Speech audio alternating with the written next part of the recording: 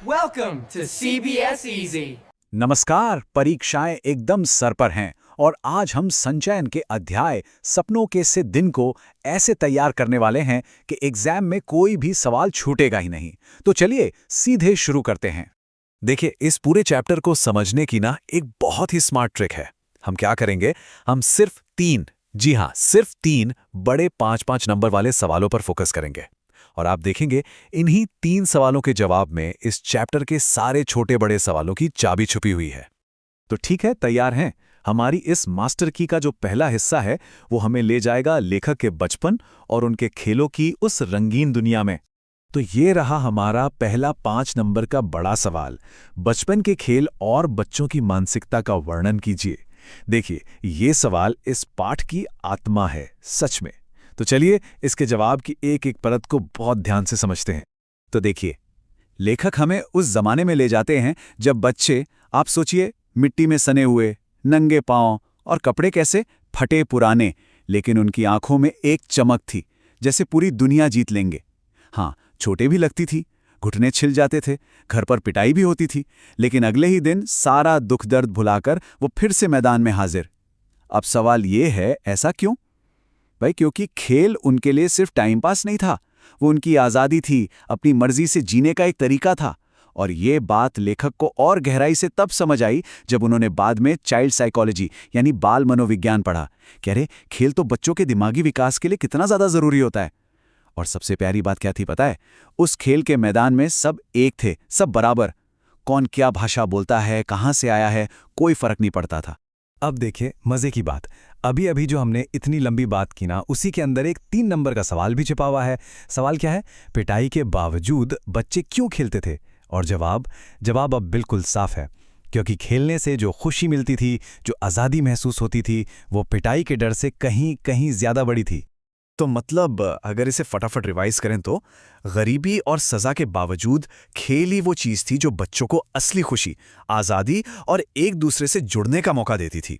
और ये चीज उनके विकास और हिम्मत के लिए सबसे जरूरी थी। चलिए अब फटाफट एक छोटा सा टेस्ट हो जाए, देखें कितना याद रहा। सवाल है, बच्चों के कपड़े कैसे होते थे? ऑप्शंस हैं नए, फटे मैले, चमकदार या फिर साफ सुथरे। बिल्कुल सही जवाब है फटे मैले। बहुत बढ़िया। चलिए अब हम बढ़ते हैं अपने दूसरे बड़े सवाल की तरफ।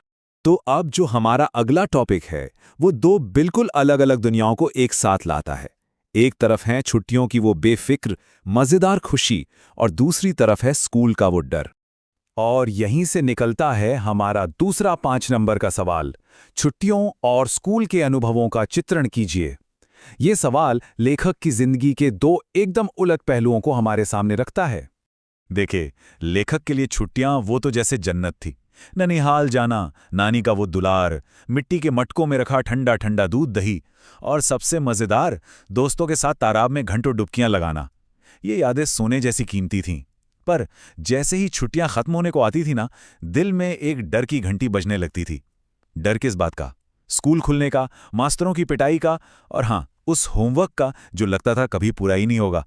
लेकिन ऐसा भी नहीं है कि स्कूल में सब कुछ बस डरावना ही था। नहीं, वहां एक तरफ पीटी साहब का एकदम सख्त वाला अनुशासन था जो स्काउटिंग में बहुत काम आता था, तो वहीं दूसरी तरफ हेडमास्टर शर्मा जी थे जिनका स्वभाव बिल्कुल प्यार भरा और हिम्मत देने वाला था। और देखा, यहां भी हमारी वही ट्रिक काम कर गई। इसी बड़े जवाब के अंदर एक 3 नंबर का सवाल छिपा बैठा है। हेडमास्टर शर्मा जी का स्वभाव कैसा था? जवाब एकदम सिंपल है। उनका स्वभाव बहुत ही नरम, प्यार भरा और स्टूडेंट्स को हमेशा प्रेरणा देने वाला था। तो इस पूरे हिस्से का निचोड़ क्या है कि छुट्टियां जहां खुशियों का खजाना थीं, वहीं स्कूल का डर भी अपनी जगह था। लेकिन पीटी सर का डिसिप्लिन और हेडमास्टर शर्मा जी की नरमी, इन दोनों ने मिलकर एक बैलेंस, एक संतुलन बना दिया था। चलिए अगला सवाल, छुट्टियों में बच्चों को सबसे ज्यादा किस बात का डर सताता था? और सही जवाब बिल्कुल यही है, स्कूल के मास्टरों की पिटाई और होमवर्क का। बहुत अच्छे। चलिए अब हम पहुंच गए हैं अपने आखिरी और सबसे जरूरी सवाल पर। तो हमारा तीसरा और आखिरी टॉपिक है स्कूल के टीचर्स और उनके डिसिप्लिन सिखाने के वो बिल्कुल अलग अलग तरीके। तो 5 नंबर का सवाल ये बनता है, स्कूल के अध्यापकों के स्वभाव और अनुशासन का वर्णन कीजिए। ये सवाल हमें टीचिंग के दो बिल्कुल अलग स्टाइल से मिलवाता है। स्कूल में ना दो ऐसे टीचर थे जिनका असर लेखक पर सबसे ज्यादा पड़ा। एक थे पीटी साहब, अनुशासन के मामले में समझिए किसी फौजी अफसर जैसे थे, एकदम सख्त। अगर कोई बच्चा प्रेयर की लाइन में जरा सा भी हिल गया तो बस उसकी शामत आ गई। बच्चे उनसे डर से कांपते थे, लेकिन साथ ही दिल में उनके लिए एक इज्जत भी थी। और फिर दूसरे थे हेडमास्टर शर्मा जी, जो इनसे बिल्कुल बिल्कुल उल्टे थे। वो बहुत ही नरम दिल के थे, हमेशा हिम्मत बढ़ाने वाले। वो अंग्रेजी पढ़ाते थे और अगर कोई गलती करता ना तो वो हाथ नहीं उठाते थे, बस प्यार से डांटते या मजाक में सिर पे एक हल्की सी चपत लगा देते थे, बस। और फिर से देखिए, इसी जवाब में से 1-2 नंबर का सीधा साधा सवाल निकल कर आता है। पीटी साहब बच्चों को कैसे अनुशासित करते थे? जवाब क्या है? बहुत सिंपल, जरा सी भी गलती होने पर सख्त से सख्त सजा देकर। तो एक लाइन में कहें तो पीटी सर सख्त थे, जिससे डर भी था और सम्मान भी। वहीं हेडमास्टर शर्मा जी नरम दिल थे, जो प्रेरणा देते थे। और इन दोनों ने मिलकर ही अनुशासन और प्रेरणा के बीच का वो जरूरी बैलेंस बनाया था। ओके, इस सेक्शन का आखिरी सवाल, पीटी साहब बच्चों को किस अभ्यास की ट्रेनिंग दिया करते थे? आपके ऑप्शंस हैं स्काउटिंग, संगीत, चित्रकला या गणित। और सही जवाब है स्काउटिंग। बहुत बढ़िया।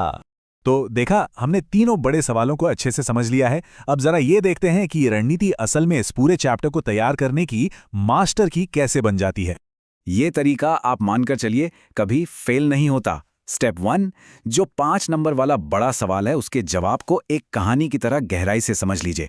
स्टेप 2, अब उसी जवाब के अंदर झांकिए, आपको 2 या 3 नंबर वाले छोटे सवाल अपने आप मिल जाएंगे। और स्टेप 3, जवाब की जो मेन कैरेक्टर्स हैं, जो मेन घटनाएं हैं, उन्हें दिमाग में बिठा लीजिए, क्योंकि आपके सारे MCQs वहीं से आने वाले हैं। बस इस एक मास्टर की से आप पूरे चैप्टर का ताला एक झटके में खोल सकते हैं।